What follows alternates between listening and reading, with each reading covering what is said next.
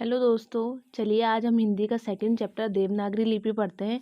इसके हम फटाफट से एमसीक्यू सॉल्व करेंगे। इसमें हम डिटेल में ज़्यादा नहीं पढ़ेंगे क्योंकि डिटेल में क्लास में पढ़ाया गया है। इससे पहले वाली जो क्लास हुई थी उसमें आपको डिटेल में पढ़ाया गया है। ठीक है। सबसे पहला क्वेश्चन, संविधान के किस अनुच्छेद 351 में किस विषय का वर्णन मिलता है? तो संविधान के 351 आर्टिकल में आपका हिंदी के विकास के लिए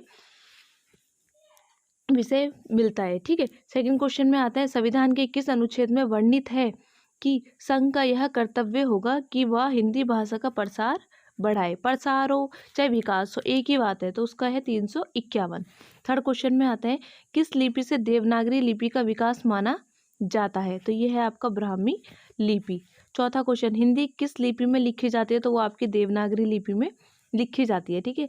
भारत में हिंदी को संविधान की किस धारा के अंतर्गत राजभाषा घोषित किया गया है? तो वो धारा आपकी 343।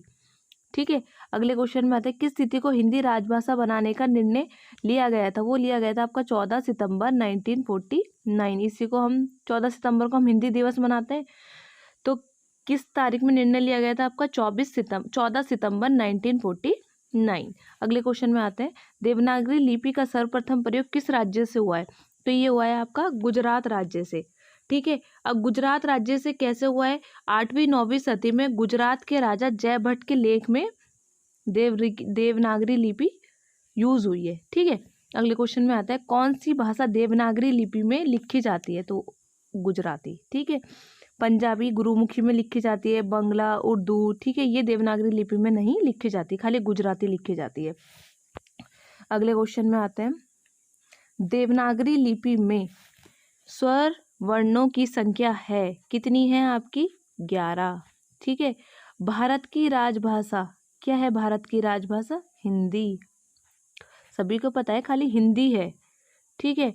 अगले क्वेश्चन में आते हैं, संविधान के किस अनुच्छेद में कहा गया है कि संघ की राजभाषा हिंदी और लिपि देवनागरी होगी? तो ये आपका आर्टिकल 343 में कहा गया है।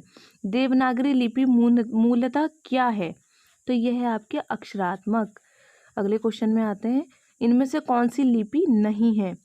आपकी अंग्रेजी। अंग्रेजी एक भाषा है। ठीक है। अगले क्वेश्चन में आते हैं, देवनागरी का सर्वप्रथम प्रयोग किसके शिलालेख में हुआ है?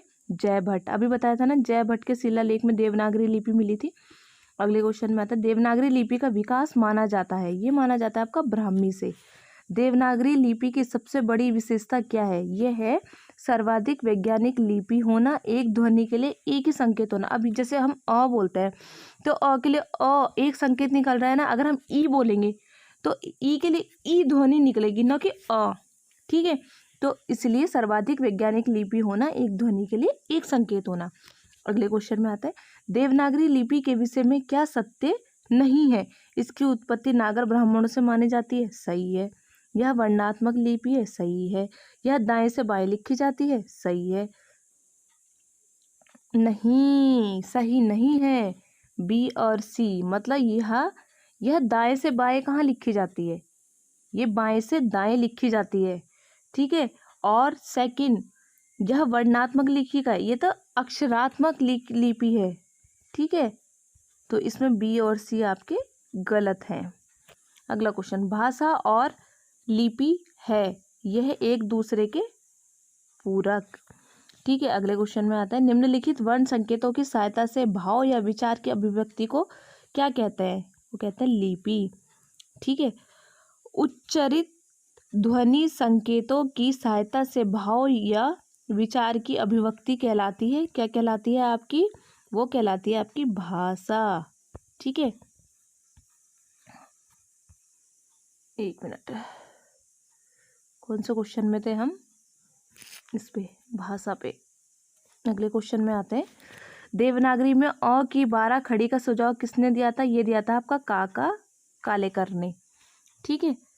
अगले क्वेश्चन, पंजाबी की लिपि क्या है? पंजाबी की लिपि आपकी गुरुमुखी। उत्तर प्रदेश सरकार द्वारा गठित लिपि सुधार परिषद की 28 व 29 नवंबर 1953 को हुई बैठक की अध्यक्षता किसने की थी? ये आपकी की थी तत्कालीन उपराष्ट्रपति डॉक्टर सर्वपल्ली राधाकृष्णन ने। ठीक है। किसने की थी? राधाकृष्ण जी ने। चलिए, किस विद्वान ने देवनागरी लिपि के स्थान पर रोमन लिपि स्वीकार करने का सुझाव दिया था? ये दिया था आपका सुनीति कुमार चटर्जी ने। उत्तर प्रदेश सरकार द्वारा वर्ष 1947 में गठित देवनागरी लिपि सुधार समिति के अध्यक्ष कौन थे? वो थे आपके आचार्य नरेंद्र देव। नागरी लिपि सुधार समिति के संयोजक थे आपके काका कालेकर। चलिए, इसमें इतने ही क्वेश्चन है। मिलते हैं अगली क्लास में। प्लीज़ वीडियो को लाइक, शेयर एंड सब्सक्राइब जरूर करें। धन्यवाद।